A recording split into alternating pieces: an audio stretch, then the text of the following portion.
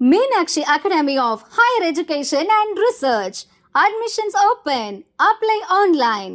Cookery சேனலை பார்த்து யார் வேணாலும் சமையல் பண்ணலாம். ஆனா சுவையான சமையல் பண்றது எப்படி?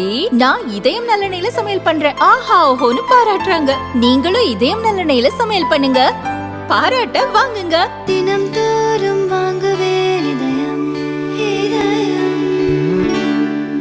அனைத்து கோயில்களிலும் அனைத்து சமூகத்தைச் சேர்ந்தவர்கள் அர்ச்சகர்களாக இருக்கும்போது பேதங்கள் ஏற்படும் வகையில் முதல்வர் பேசுவதாக பாஜகவின் ராஜா கண்டனம் தெரிவித்தார். இந்து மத விஷயங்கள்ல அனாவசியமான தலையீடு மாத்திரமல்ல, கோவிலுக்கு அனாவசிய செலவும் செய்யறது மாதிரியா அறநிலைத்துறை நடந்து கொண்டிருக்கு. நான் போன வாரம் பழனிக்கு போயிருந்தேன். நீங்க பார்த்தா நல்லா இருக்கிற செவுரு, காம்பவுண்ட் வால் பூராத்தையும் இடிச்சு கட்டுறாங்க. நீங்க பாத்தீங்கன்னா இப்ப புதுசா கட்டுறது பலவீனமானதா இருக்கு.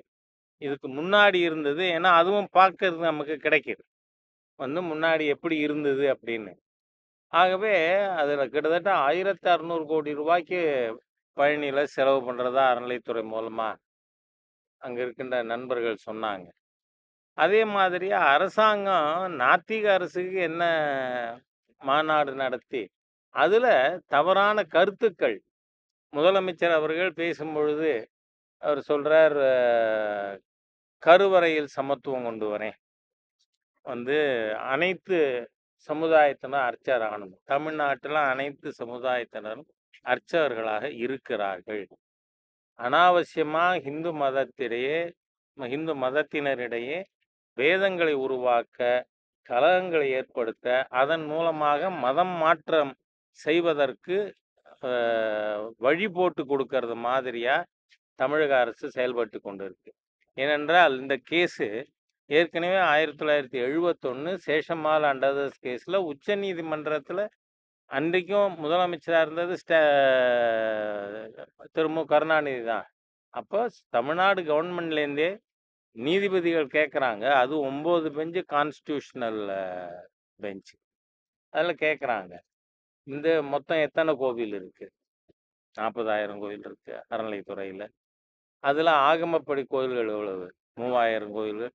மீதி 37,000 கோவிலில் யார் எந்த சமுதாயத்தினர் அர்ச்சகர்களாக இருக்காங்கன்னு நீதிபதிகள் கேட்குறாங்க.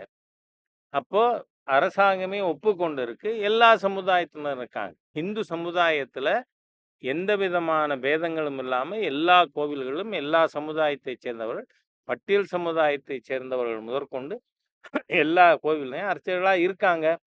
வீணா இந்த அரசாங்கம் மீண்டும் இந்து மக்களிடையே கலகம் ஏற்படுத்துறது மாதிரியா இவர்கள் இந்த மாதிரியான கருத்துக்களை தெரிவிக்கிறது, இந்து மதத்தில் பேதங்களை உருவாக்கி அதன் மூலமா மத மாற்றத்துக்கு இவர்கள் வழிவகுக்க வேண்டும் என்கின்ற தீய நோக்கத்தோடு நடக்குது.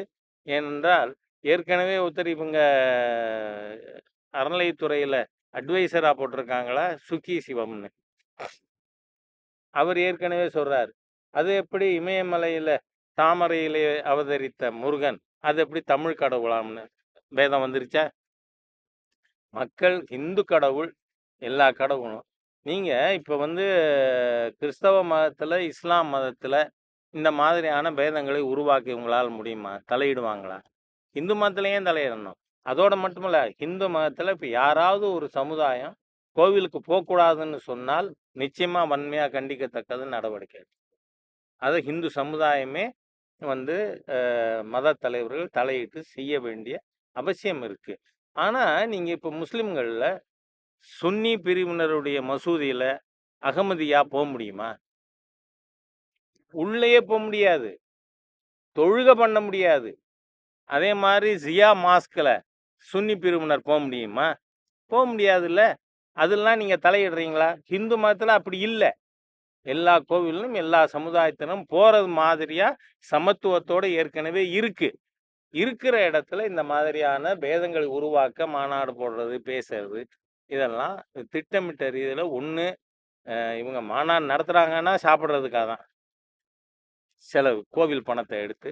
இருந்தாலும் இந்த மாதிரியான கருத்துக்களை பேசுறதும் நம்ம வன்மையாக கண்டிக்கத்தக்கது.